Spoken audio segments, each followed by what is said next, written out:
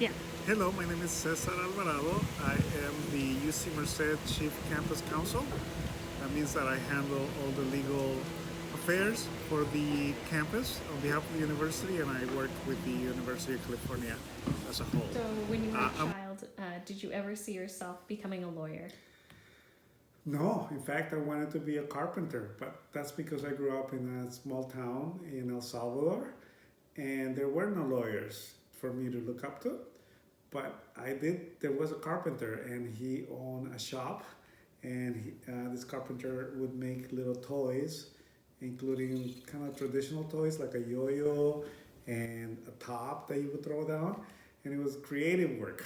And I thought I like to do something that makes a difference and that is interesting. So I dreamt of doing that growing up. Okay. Did you first start thinking about being a lawyer? I came to the United States as a teenager, and I grew up. I came to East LA, or the downtown East LA, and I had very little concept of being a lawyer, but I was curious, and then I got taken on a couple of field trips, and one of the field trips was to UCLA, and I got to meet a lawyer, and the first thing I asked him was, "How much do you make?" And he said, "I make $80,000." And my mom, I knew because I would help her do the taxes, because by that time I was already beginning to understand English. So I would help her with the taxes. I knew that my whole family made $7,000. And then this included my mom and her husband, and total. So when the guy said I make $80,000, my question was, okay, how do I do that? How do I get to make that much money? So that was like the first inkling I wanted to be a lawyer. And then later on, when I was in college, I got the opportunity to be a video operator for the law school as one of my jobs, because I have many, many jobs. And I was the videotaper for a moot court class. And one time I saw there was a question that was being asked by the professor, and the professor said, what's the answer? Well, I have been videotaping all of those classes. And then so I raised my hand, and she said, the guy behind with the videotape. And I gave her the answer, right? And I was very proud of myself. And afterwards, she called me to her office, and she said, talk to me. So I went to her office, and then she said, I'm going to tell you a couple of things, young man. Number one, you're not enrolled in my class, so never, ever, ever interrupt my class. And I thought, okay, I'm going to get fired right now. And number two, she said, you should think about law school. So, after that, it was like, oh, this is cool. This is something I want to do. And that's when I started thinking about law school as a career. Did you have any particular fields, like within law, that you wanted to pursue? Or how did you end up in educational law?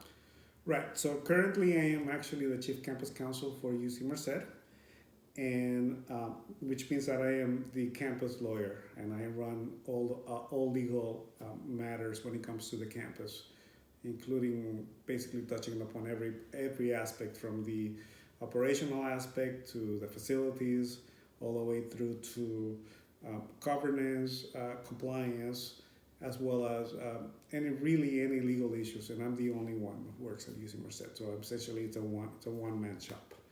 But the question was, what area did I want to be and do?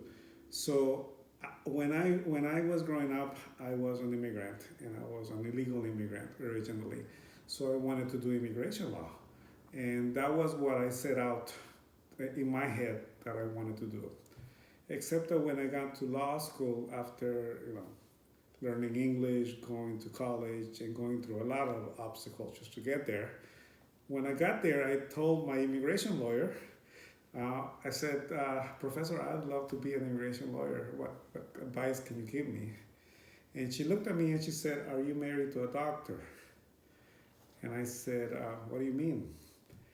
And she said, well, I'm married to a doctor, and that's why I'm an immigration lawyer, and that's why I work at Carecen, which is a Central American Resource Center, which provided immigration support to immigrants and to undocumented immigrants, as well as low-income immigrants. She goes, but my husband is a doctor. He's a surgeon. And so I can afford to do this. And she goes, what you're going to do as far as a career really depends. It really will if you're going to see yourself in a particular field of law, look at your clients. He goes, if you want to be poor and you want to struggle, then advocate for the poor and those who want to struggle, but be aware that you will be like them. He goes, so unless you have a wealthy family or unless you have a wealthy wife who will support you, be aware that if you are going to be an immigration lawyer, you're going to be working for scraps. And that made me think a lot. It made me realize that perhaps I didn't want to be in immigration law, at least not personally, although professionally that may have been a great thing to do. And then I also realized with time that I could do both, that I could be a successful professional with a reasonable income, and at the same time provide support to those that need it, including immigrants. So I had the opportunity to do pro bono work, work in cases that were fundamental and were, I guess seminal in our field of immigration, that made a big difference, that helped a lot of people. And it's a privilege to have had the opportunity to do that. And today, working in education law, shaping and helping to shape the new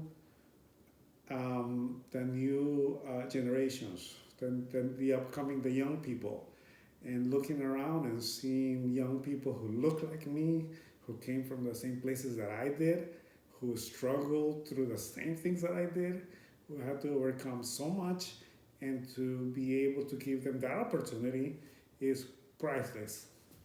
So that's why I ended up ultimately in education law, because education was the key for me from the outset.